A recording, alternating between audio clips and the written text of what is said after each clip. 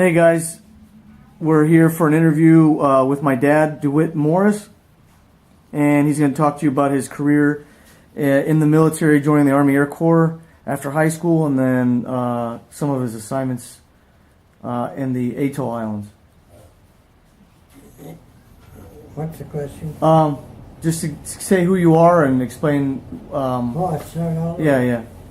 Okay, my name is Dewitt C. Morris, and born in Akron, Ohio, August 13, 1923.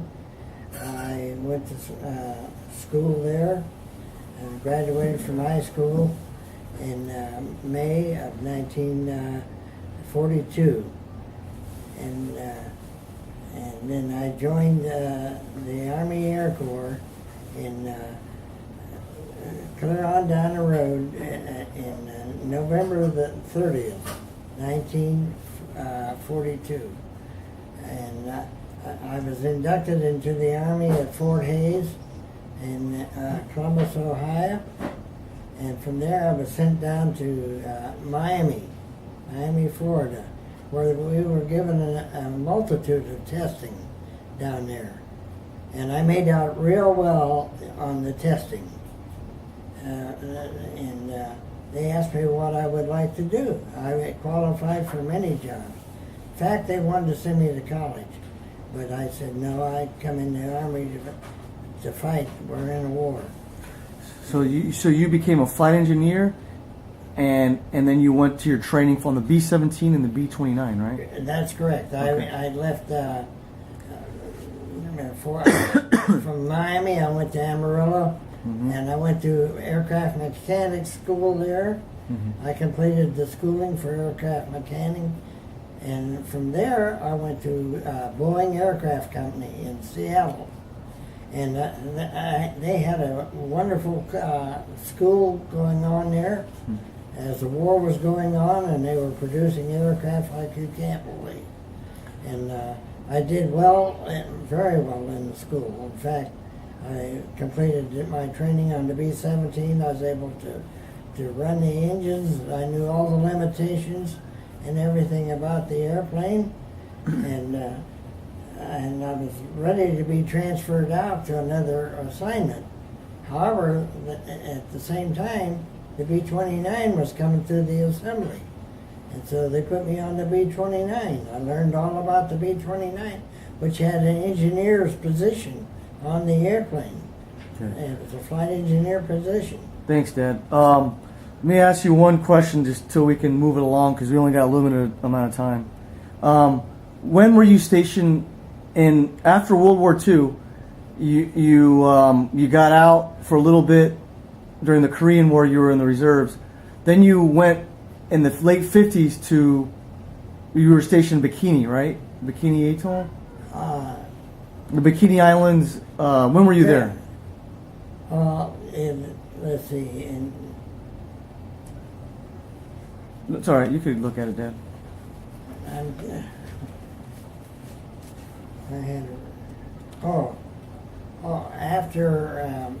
After a while,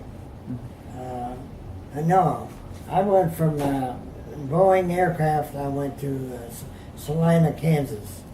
And from Salina, I was transitioned on the B-17.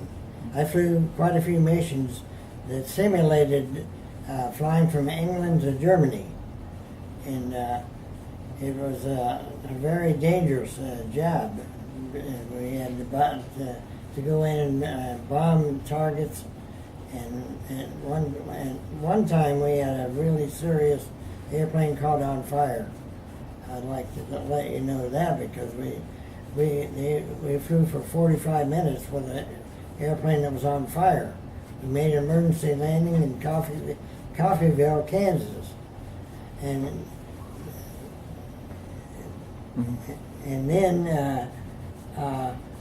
after we completed all of our training, they sent us to Clovis, New Mexico for more training.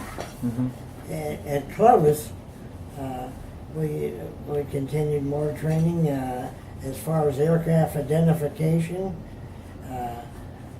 and the enemy airplanes, aircraft were stripping the guns, the 50 caliber machine guns, and it was quite a training in New Mexico, in Clovis. Dad, you had a lot of good training, and I'm sure you had a lot of flying before you went to other places. A lot of your tour was in stateside during World War II. But these questions are about your time in Bikini only. Bikini Island. Yeah, Bikini, right? When were you there? I was there in about June or July of 1957. Yeah, it doesn't have to be the Okay. exact day. You were there in the 1957. You were there. Yes. And how long were you there? You were there for I was there for only 6 months. 6 months. Okay.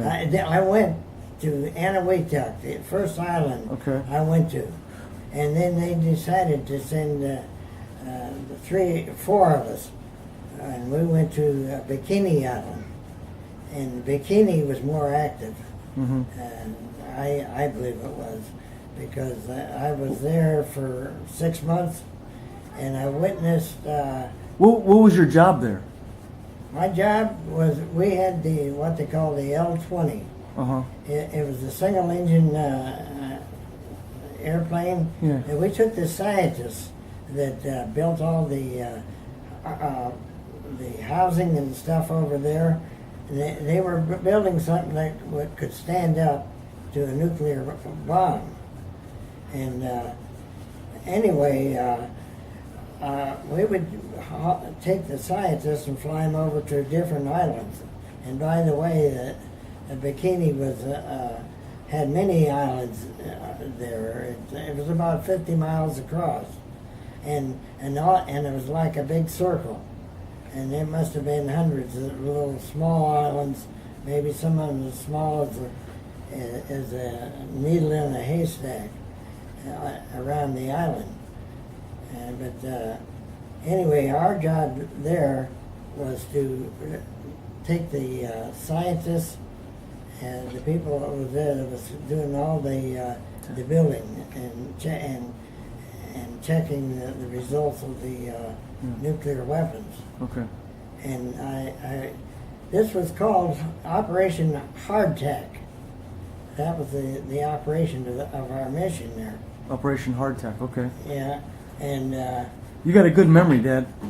yeah. You got a really good memory. So your job was to fly around these important scientists for. We would just take our job. Solo job was to keep the airplanes in commission, Mm-hmm. and we had a pilot, Captain Smith, Mm-hmm. and I always went with him. Yeah. And we had other pilots, but I flew with Captain Smith. He was the chief man over there, and Why did you Bikini take? Island. Well, so why did you take orders to this? and the airplane could take off in just maybe 50 feet. Less than 100 feet, you could be in the air. Oh, it was a short takeoff, your landing. Short yeah. takeoff Yeah. and landings. Well, quick question for you. What? Why did you take orders to this assignment? Why did you have this assignment? Did you have a choice on this assignment, or? I had no choice. Yeah, obviously that was one of the questions. All right. So the other question is, did you receive a safety briefing on the hazards there?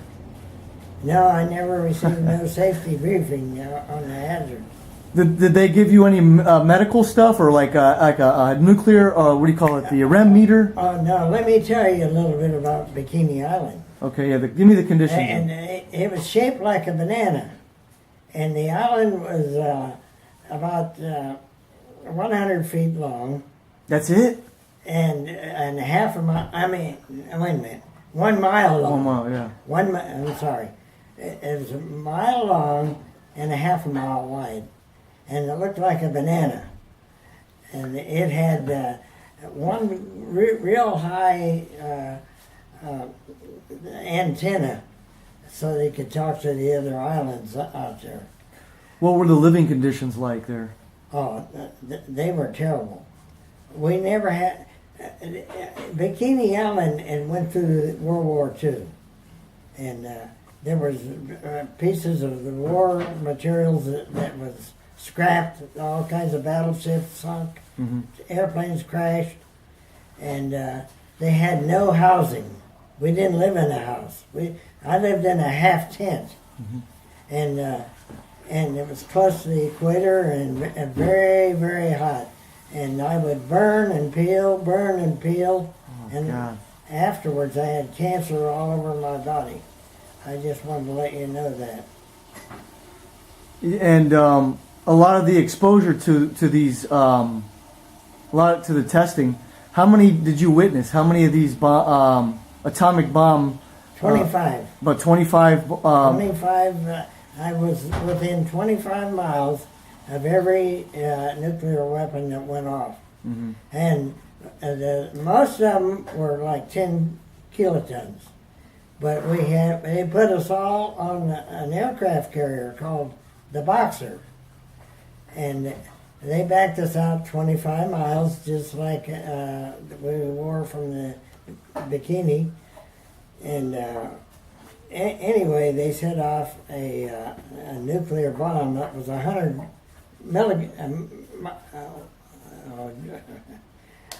It's all right. Don't worry, Dad. We're just talking here. Okay, it's a megaton. Yeah. Instead of a kiloton, it was a megaton. That was the biggest one. Yeah. And the first thing I would like to talk about, if you don't mind, is the first thing you seen was a flash, the big fireball, and immediately your face felt like you shoved it in an oven. And then the wind blew pretty hard, and it was hot. And seemed like forever before you heard the sound and way out in the distance. And that was about it. And one thing about the Marshall Islands, we had the best food going. We had, really? They had excellent cooks, but we didn't have no place to leave. I slept in an army cot. And inside that half tent. What was some of your what did you do on your off time? Off time? Yeah. They had probably a lot of drinking, I guess. No. Actually, on my off time, they had it was a ramp that went down into the ocean, and they took a 55-gallon steel barrel, welded it all up. And they put a steel cable on it, and they put an old ham, the whole ham, put it on a hook, and it went out, and they pulled it out with a boat. And the sharks, oh my God, huge sharks would bite the ham, and we pulled it in up over a V trough that we had, and the guy hit it with a great big sledgehammer. It was an axe. Killed the shark. To kill it. Oh my! Because only one side that's where we poured our garbage. The sharks' garbage. They were all around there. Hey, did you ever get a chance to interact with any of the locals, the natives on the island? They all were gone. There was no locals there. Okay. They put them in another island somewhere far distance from where we were at. We were the guinea pigs. What was your opinion on the development of atomic weapons back then? Well, I thought it was very, very necessary.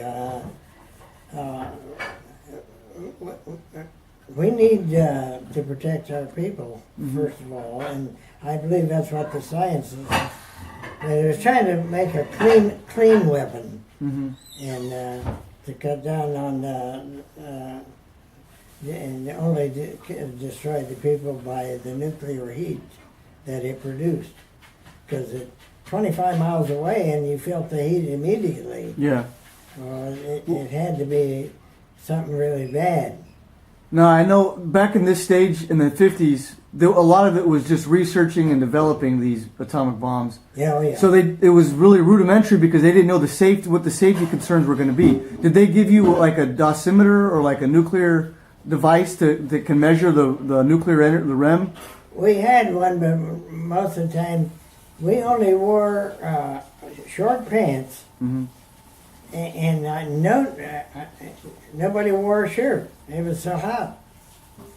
You couldn't survive if you put clothes on.